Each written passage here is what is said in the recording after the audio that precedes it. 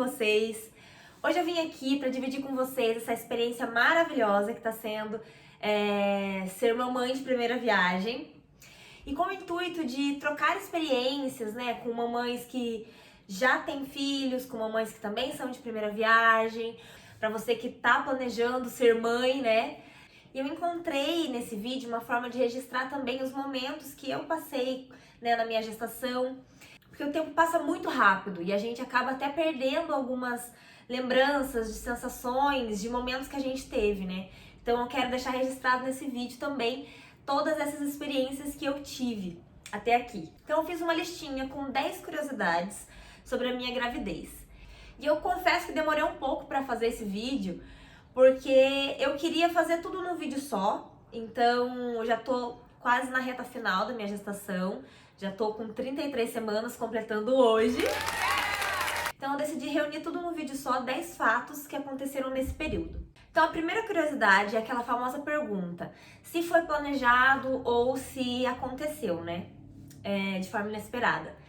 E gente, sim, foi planejado. O Samuel, meu marido, ele já queria há algum tempo que eu parasse com o meu anticoncepcional. Eu já tomava esse remédio desde os meus 15 anos.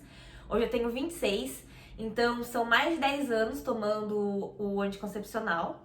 E já fazia algum tempo que ele vivia falando pra eu parar.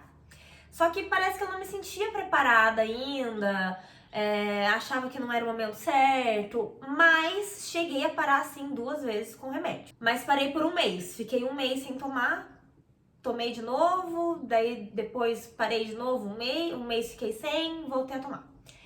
E foi no final do ano passado, em dezembro do ano passado, que a gente conversou de novo e eu falei, então tá, então eu vou parar de vez. Então eu parei. Em dezembro já não tomei o remédio, em janeiro também não tomei. E assim, eu sempre imaginei que como eu tomei muito tempo o anticoncepcional, eu demoraria pelo menos uns 6 meses para engravidar. E não, para minha surpresa, em 2 meses eu já estava grávida. Então eu entro na minha segunda curiosidade, que é como foi que eu descobri. Então eu descobri com 6 semanas. Então tinha atrasado ali 1, 2 semanas e eu decidi comprar o exame de farmácia, né, o teste de farmácia, comprei 2 diferentes, já pra tirar qualquer dúvida. E foi bem num dia que tinha visita aqui em casa, então o Samuel tava lá ocupado com as visitas e eu tava muito ansiosa pra saber, né, logo. E eu vim aqui sozinha no quarto e fiz. E foi muito emocionante, assim, porque eu já tinha feito outros exames, de outras vezes, que a gente acha que tá grávida, mas né, nem tava. E sempre dava só um pauzinho. E por mais que eu não achasse que eu estava preparada nesses outros exames, sempre parece que era uma decepção assim, tipo, não tô grávida. E dessa vez, quando deu os 2 pauzinhos, né? Apareceu o segundo risquinho ali do teste, me deu uma emoção, assim, é um negócio inexplicável, dá vontade de até chorar de novo agora. Mas é sem explicação, assim, a sensação, sabe? De quando você tá esperando que seja positivo. E aí eu falei, bom, e agora? Eu conto agora, desço correndo, falo que eu fiz o exame e deu positivo. Mas aí mesmo com os 2 testes dando positivo ali, com os 2 risquinhos ali, eu fiquei meio assim ainda. Então eu falei, não, quer saber? Eu vou fazer o exame de sangue. Vou fazer o exame de sangue e vou confirmar, ter certeza, né, que o exame de sangue é mais confiável. Então naquele dia eu não contei pra ele, e isso era numa sexta-feira à tarde. E no sábado de manhã, eu deixei o Samuel dormindo e eu desci fazer o exame de sangue. Bem cedinho, assim. E era umas 10 horas da manhã, eles já me mandaram o resultado pelo WhatsApp mesmo, e o Samuel dormindo ainda. E aí eu abri realmente positivo, né? Tava realmente grávida. Aí eu falei, meu Deus, e agora? Como que eu vou contar, né? E eu sempre pensei em fazer uma surpresa, alguma coisa diferente. E naquele sábado, e eu nunca vou esquecer que foi o sábado que o Palmeiras perdeu mais um Mundial, a gente assistiu o jogo na casa de uns amigos. E ainda eu tava com visita em casa. Então, como eu fui até o centro procurar um ursinho, comprar a caixinha, quando eu cheguei em casa, o Samuel já estava pronto, esperando eu, pra gente ir nessa casa de amigos, né, pra assistir o jogo e almoçar lá e tal. Aí eu pensei, nossa, não vou conseguir contar. Vou ter que esperar, né, a gente voltar de lá, ou sei lá, ou talvez contar amanhã. Então, guardei comigo. E a gente foi pra lá, acabou voltando bem tarde, Samuel cansado, eu também cansada. Falei, quer saber? Vou contar amanhã. Então aí foi no domingo de manhã que eu levantei mais cedo, fui, arrumei a caixinha, deixei bem arrumadinho, esperei o Samuel acordar. Então eu comprei essa caixinha, né, amarelinha, aí fiz uma cartinha, comprei um ursinho amarelinho, pra também ser mais neutro, e coloquei um dos testes, né, de farmácia. E também o teste do laboratório de sangue. Ele pegou a caixinha até meio sem entender o que estava acontecendo, acho que ele estava até meio dormindo ainda. Então ele abriu, viu, eu li a cartinha pra ele, chorando. Não consegui nem ler direito a cartinha. E foi aquela felicidade, né? Na verdade foi um misto assim de felicidade com um anseio também, porque será que a gente estava realmente preparado, né? E é bem isso. Eu não sei, mas eu acho que a maioria das pessoas, né, das mães, dos pais, acham que nunca estão preparados. Eu até agora, eu tenho, bate aquela insegurança, será que realmente eu tô preparada, né? E eu acho que é muito instintivo isso, né? A gente, na hora que tiver com a gente vai saber o que fazer, vai despertar aquele instinto que já mora dentro da gente mesmo, né? Então não existe uma hora certa. Na verdade, existe a hora de Deus mesmo, né? Quando é pra ser, simplesmente dá certo, acontece. Então já acabei contando a terceira curiosidade, que foi como eu contei pro Samuel. E também como eu contei pra minha família. Então, pra minha família, eu também fiz uma cartinha pros meus pais.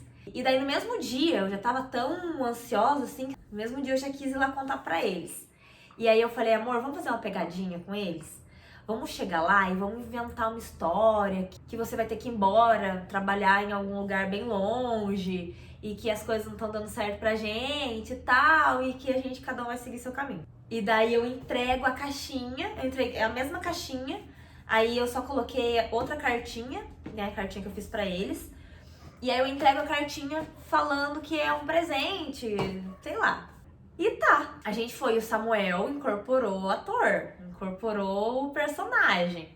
Chegou com uma cara séria, de nervoso, quem tava assim, sério. Ele já nem tem a cara de sério, né? E daí eu falei, pai, mandei antes uma mensagem, vocês estão em casa? Eu preciso ir conversar com vocês. Então eles já ficaram meio assim, ué, como assim, né? Preciso ir aí conversar com vocês. Então a gente chegou lá, eu também bem séria e tal, a caixinha ficou dentro do carro, Samuel sério. Aí já saiu minha mãe com meu pai lá fora.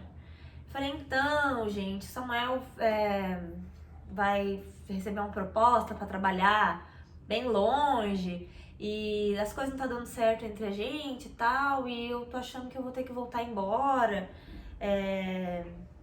tal, e a mãe já ficou assim, já regalou o olho, o pai também, e o Samuel com aquela cara de sério. Aí eu fui no carro e peguei a caixinha e falei assim, ó, esse aqui é um presente aí que o Samuel quis dar pra vocês, de gratidão por esses anos e tal. Aí, na hora que eles abriram, também sem entender muito bem, daí eu tive que ler a cartinha também. Só sei que foi só felicidade também, né? Porque é o segundo neto dos meus pais. O meu sobrinho completou agora 4 meses. Então, quando eu descobri, a minha irmã mais nova tava grávida, já quase, o Miguel já tava quase nascendo, meu sobrinho já tava quase nascendo. E daí, mais uma gravidez, né, da outra filha deles. Então, foi, assim, uma explosão de sentimentos, né, de felicidade. E pra mãe do Samuel, né, pra família do Samuel, eu também queria ter feito uma cartinha. Mas quem disse que o Samuel também aguentou esperar? E eles não moram aqui em Siqueira, né, na mesma cidade que a gente, eles moram a uns 100 quilômetros daqui. Então eu queria ter ido pessoalmente, ter levado também a caixinha com uma cartinha, mas, né, Samuel não aguentou não. já foi lá, já mandou a cartinha, tirou uma foto da cartinha dele mesmo e da caixinha e mandou pra mãe dele pelo WhatsApp mesmo. Assim, a minha sogra tá em êxtase, né? Porque também é o primeiro neto dela. E então, assim, é só felicidade. Bom, foi assim que eu contei pro Samuel e pra nossa família. Pro resto do pessoal, assim, pra amigos mais próximos e até para postar no Instagram, numa rede social, por exemplo, eu demorei um tempo, sabe? Porque eu nunca imaginei que eu teria aquele medo de perder, assim, sabe? Que a gente fala, até, vou esperar até 3 meses pra contar, né, pro pessoal.